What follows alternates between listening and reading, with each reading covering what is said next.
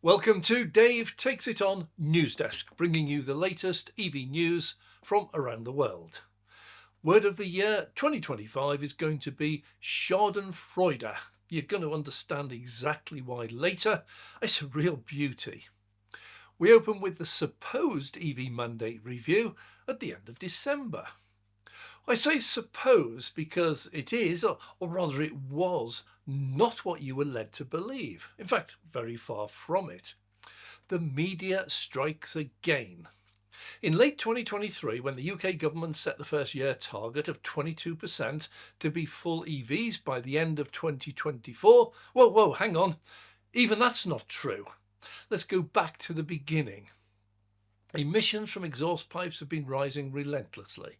Despite pleas and threats and begging and incentives, car manufacturers have been making, and we've been buying, bigger and heavier and less efficient petrol and diesel cars, resulting in more CO2 and exhaust pipe emissions. Corporates like Range Rover, Audi Q8 and BMW X7 get less than 20 miles to the gallon around town, a lot less. Something had to be done, and that was the EV mandate. Nice and simple so far. In 2023, the auto manufacturers were targeted with hitting targets of 22% EVs by the year. No, even that's not entirely true. Let's backtrack just a little bit further. They had to reduce the equivalent exhaust emissions of all their cars combined as if 22% of the total cars made had been pure 100% EVs with zero emissions. Is this just semantics? Well, absolutely not, because a car manufacturer could make smaller, very efficient petrol cars with smaller, efficient petrol engines that produce very much fewer emissions, and they would count towards reducing their total emissions. Yes, a petrol car would be counted towards reducing their total emissions. But you didn't hear the press report that. Well, in addition, if you were part of a group, you could trade those reduced emissions between members of the group. Maserati, making huge V8 or V12 engines, could trade emissions with tiny Fiat and the Fiat 500s. The only trouble is the tiny Fiat 500s were no longer tiny. They too had grown, and now they included the 500L. That had 7 seats and a 1.6 litre diesel engines. That's hardly a tiny 500cc microcar they started out to be. See what I mean about cars getting bigger? Well, back to the mandate. While the easiest way to reach the target was to build pure 100% BEVs, they could include hybrids, both hybrids and PHEVs. They counted towards the target if they went and used the ridiculous fictitious economy figures you could only ever get if you plugged in a PHEV every single night, which they counted, but no driver actually did it. And you only ever use petrol on a few long journeys each year, which in reality no PHEV driver ever did every day. Instead, they ran almost exclusively on petrol, carting around an almost permanently flat battery every day. But the manufacturers used those figures anyway. They were quite legal. So they could use pure ICE, they could use PHEVs, and they could use BEVs. Plus, they could trade. But they didn't. They chose to still keep on making their huge city giants because, well, they made better profits. But one final thing, if all else fails, they could always buy credits off those who had made an excess of EVs above the 22%. Oh, one final thing. The government a year ago set a firm date in December 2024 for a review of all of this. This was not, as portrayed by the media, a scream from the auto industry demanding a meeting with the government to review, reduce or remove the targets, as nobody could possibly hit these insane, impossible targets forced upon them. It was never going to be that. It was never going to be change the target. That was fixed. But more about how things were going to be and how the government could adjust or adapt or assist the manufacturers to actually reach their 2024 targets, and how they might help to make it easier for them to reach those stricter targets in 2025. those being 28%. What nobody wanted to find, but indeed did find, was that many of the manufacturers had done next to nothing. In fact, most had just continued building bigger and heavier cars, more and more hybrids. These, of course, simply made hitting their 2024 targets even further out of reach. They were shooting themselves in the foot. Even a simple move like making them just as big, but a bit lighter, and then making them more efficient, say getting 40 miles per gallon, that would have made a huge difference, a massive difference. They didn't. That truth is a very different story to what the media tried to portray. In reality, the majority of the old guard legacy, they just carried on throughout 2024, making exactly what they wanted, these huge gas-guzzling giants, even Fiat 500s, with massive profit margins. Then they believed they could force the governments to backtrack, which they didn't, claiming it was now too late, which it wasn't, then finally just ended up buying enough credits to make sure they weren't fined. That was their choice. But they had discovered one huge fact. The targets would not now or ever be changed. They are fixed in stone, rock, and they're here to stay. 2024 was a time for testing. They were tested. 2025 is a time for a reality check. The moral of the story is that the news is not always what you read or hear, but usually what the media want you to hear or what the media can make the most money from. 2025 is going to be an absolute killer year for legacy auto. Few will be able to make enough pure BEVs to seriously affect their emissions if they continue making their huge gas-guzzling giants that make them the most profits. Talking of profits, none of them make a profit from their EVs yet. Not a single one yet has reached the point of mass production and broken into profit. This is nothing whatsoever to do with sales growth. It's a problem for them, much more of a commitment. And here we are back to the word of the year, Schadenfreude. Having spent years convincing their loyal customers and ICE and hybrid buyers that full 100% EVs are really bad, they're not the answer. They now have a mammoth, massive uphill battle. First, they have to convince them that they now make really good, really compelling, really affordable full EVs with great range, with really rapid charging that are not going to burst into flames and burn them to death in their sleep and set their houses on fire, killing their kids, nor require a new battery every 3 years, nor will depreciate down to the price of a packet of fags in 18 months, and they're now really worth a look. Then they have to convince them to stop buying hybrids, which they spent years telling them these were the perfect answer for all their motoring needs. Don't buy BEVs, don't buy ICE, buy hybrids. And they've got to instead start now trying to convince them to buy 100% EVs. What goes around comes around. The Better Legacy Auto and the media previously convinced them to buy hybrids and not BEVs, the harder their work will be. Yes, I include the media here because one of their biggest advertisers is the auto industry, and they will not take kindly to the media running scare stories and lies if automakers are now desperately trying to flog their new EVs. What a change for us EV drivers. We can take a break, we can put our feet up. No more trying to convince a sceptical ICE motorist that we're not mad buying an EV. Let's leave that to the legacy auto and the media. They will have to work overtime doing that for us. And good luck. So what's the word I'm looking for? Oh yeah, I've actually got a choice here.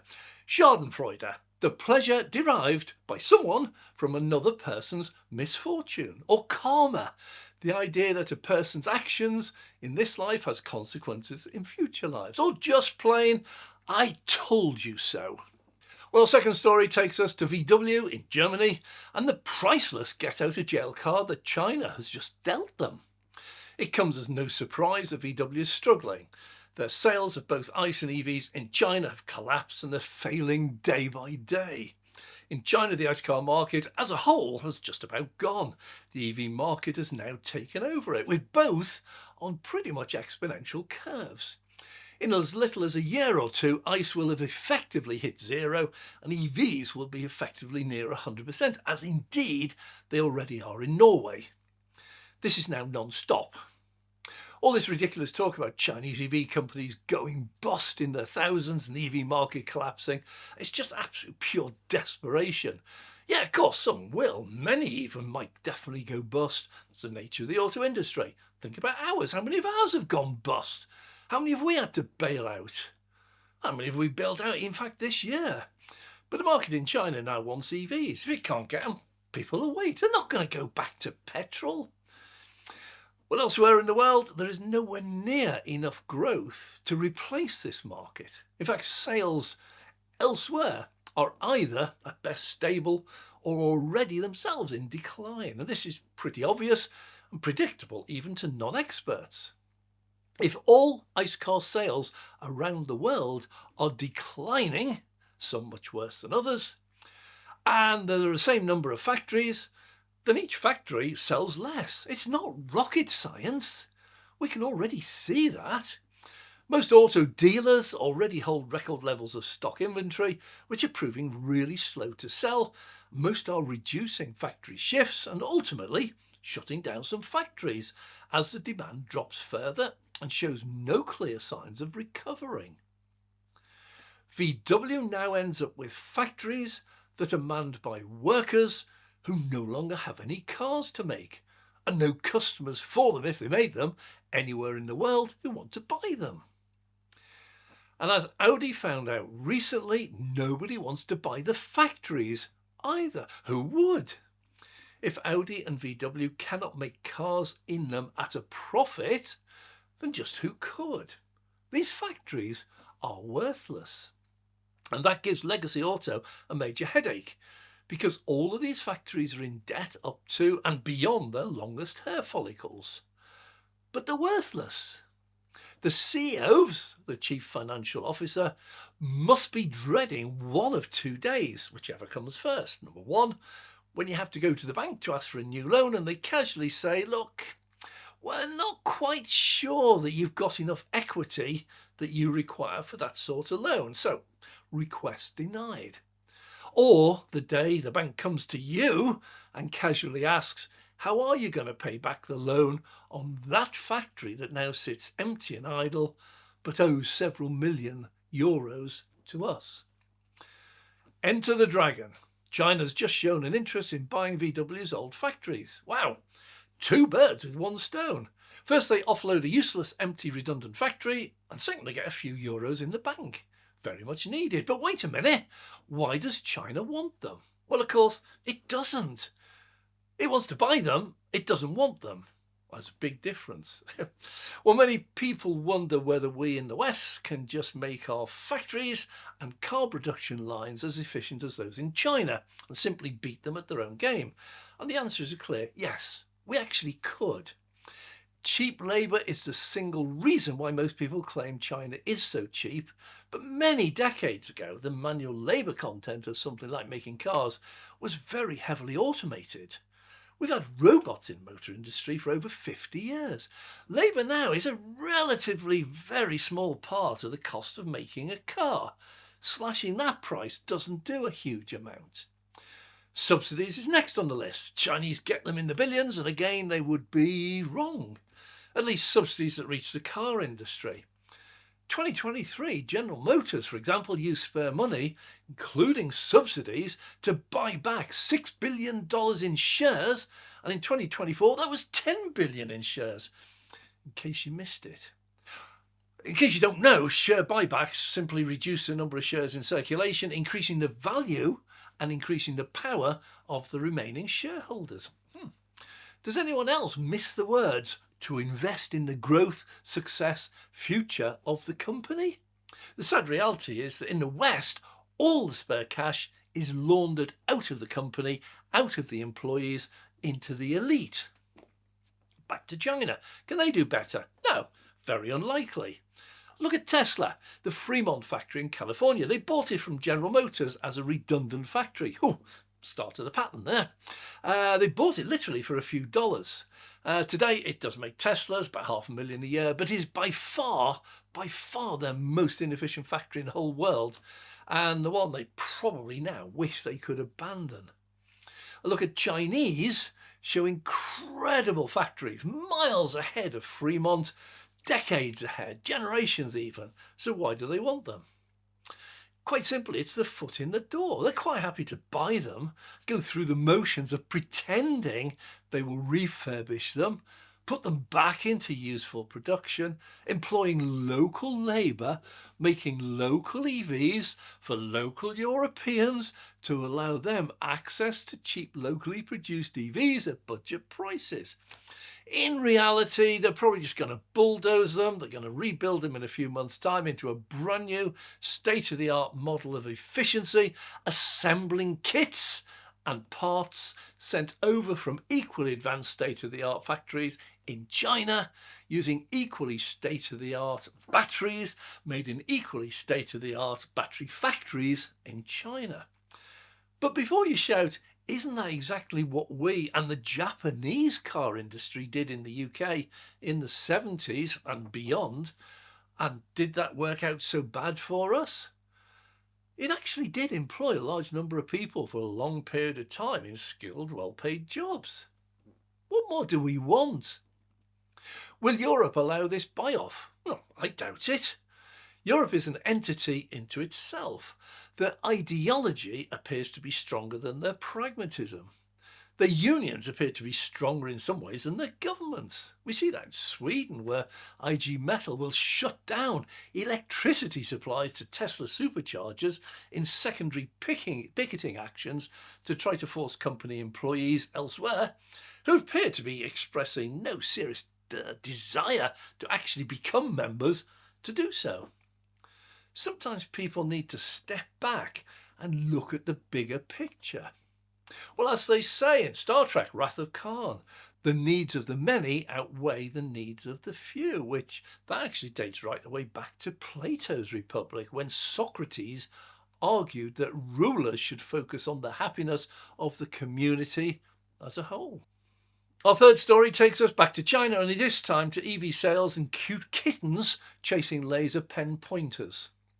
As a content creator for YouTube, I look on with envy those short videos showing a cutesy little kitten chasing a rapidly moving laser pointer, and note with more than a touch of envy when I notice one short video has 3.7 million views.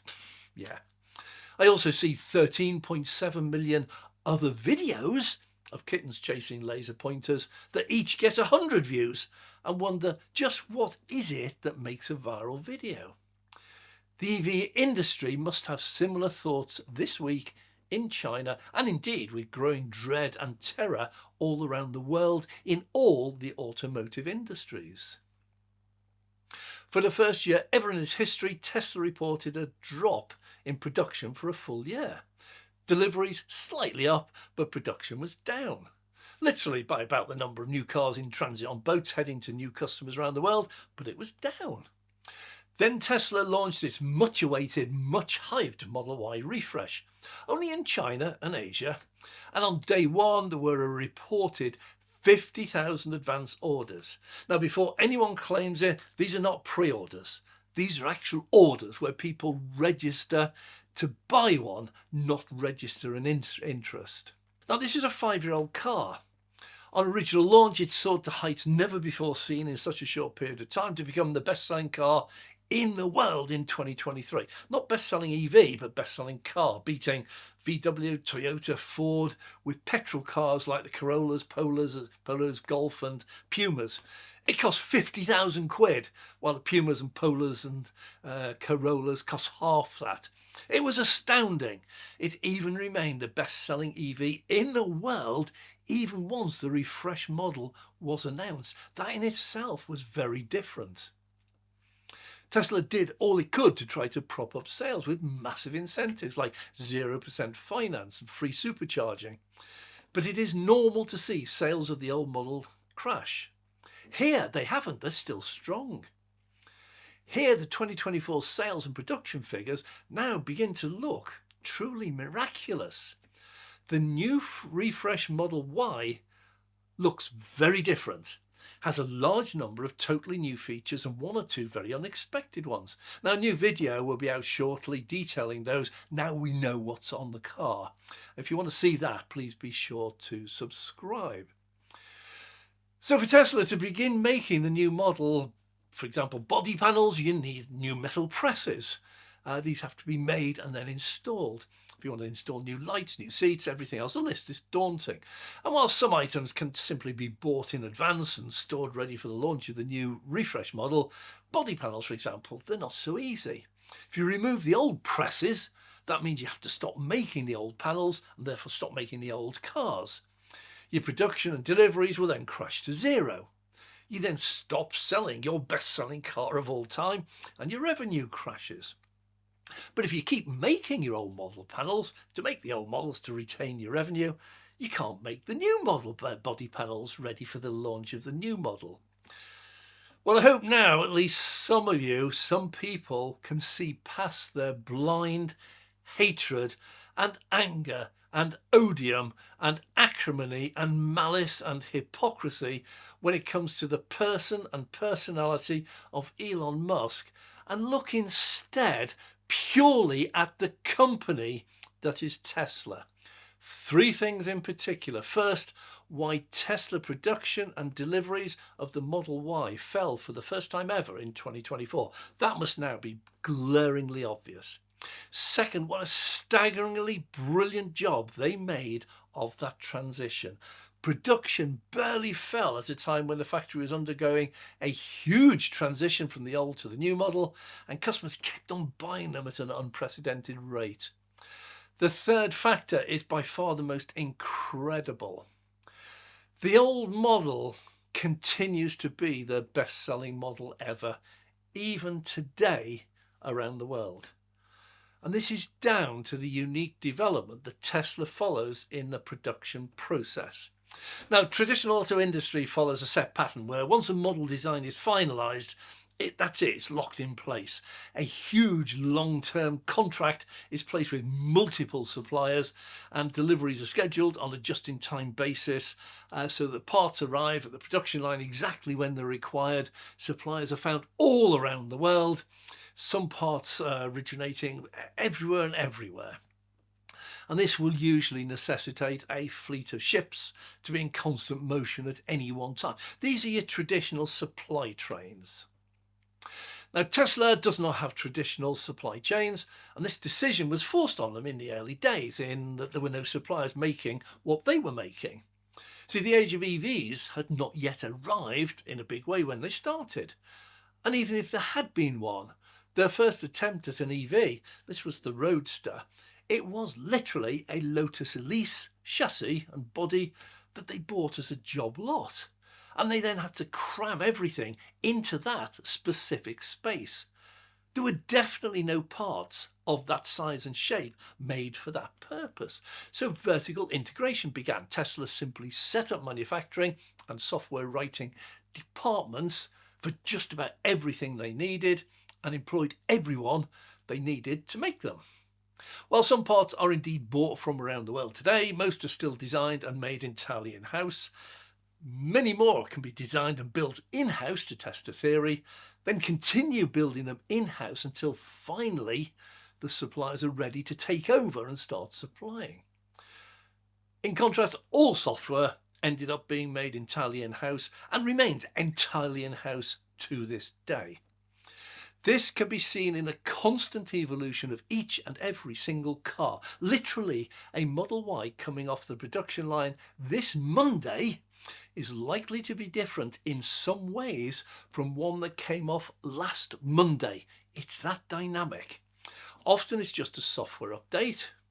But you see, while another manufacturer will buy in the software from a bespoke supplier, that means that every single EV they make gets the same software. They buy it, fit it, buy it, fit it.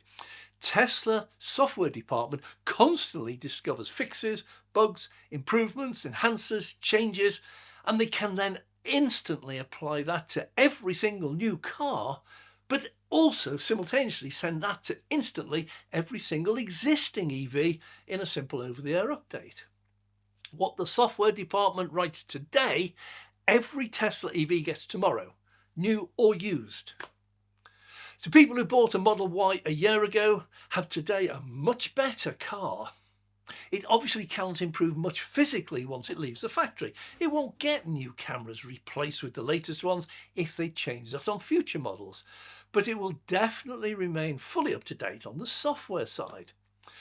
But if, for example, the cameras do change mid-model, then the new models do just get the latest cameras. No fuss, no fanfare. Monday, all cars coming off the production line will get the old cameras. Tuesday morning, all new cameras will now be the new ones. It's as simple as that. And for many people picking up their new car on the Tuesday, they don't even know they've got the new cameras. They just have. And this also helps people get over what I call the one-upmanship. See, once if you bought a new car, it had new features that kept you head and shoulders above, or at least level with, all your neighbours if they also bought one.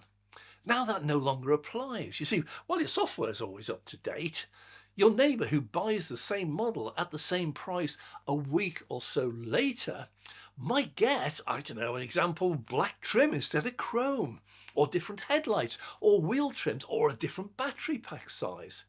The days of one-upmanship are drawing to a close. Now, I do remember a famous advert from the 70s when a lady's on the phone. It's an advert arranging delivery of a new sofa, selects a particular day, and the husband interrupts to remind her they'll be out that day, to which she replies, "Well, of course we will, my dear." So they're going to have to go and knock next door to announce that we're having a new sofa delivered, and do they know when we're going to be back? Well, the Model Y refresh must be striking fear into the automotive industry, as it is likely to become instantly the next cuddly kitten chasing the laser pointer pen. It is actually so much improved, it's almost a totally different car. So much better than the last one, and the last one was the best-selling car in the world in 2023. At a time when the entire auto industry is suffering, that would be a severe wake-up call to the entire industry. A massive message saying, very simply, make us what we want and we will buy it at whatever price you set it, but then it is destined to be launched at exactly the same price as the old one. CEOs around the world must be looking at Tesla like I look at those cuddly kitten videos and wondering, what on earth can I do to get anywhere even close to catching up with or beating and be in the same league? I'm Dave. That's the end of the news desk. Oh, by the way, our review of the upcoming Model Y refresh will be out shortly, revealing those differences we can expect when the European model launches, and that's now expected later in Q2 2025. As reported, there are some startling differences. To catch this video and others, please subscribe. Now, if you have enjoyed this one, please click the like button. Big thank you also always to our loyal Patreon members who do support the channel. Without them, we would not be able to make the videos that we do.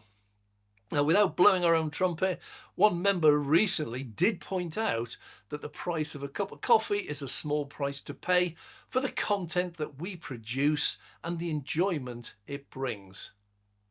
I would actually like to think it was a Starbucks, not a McCafe. I'm Dave.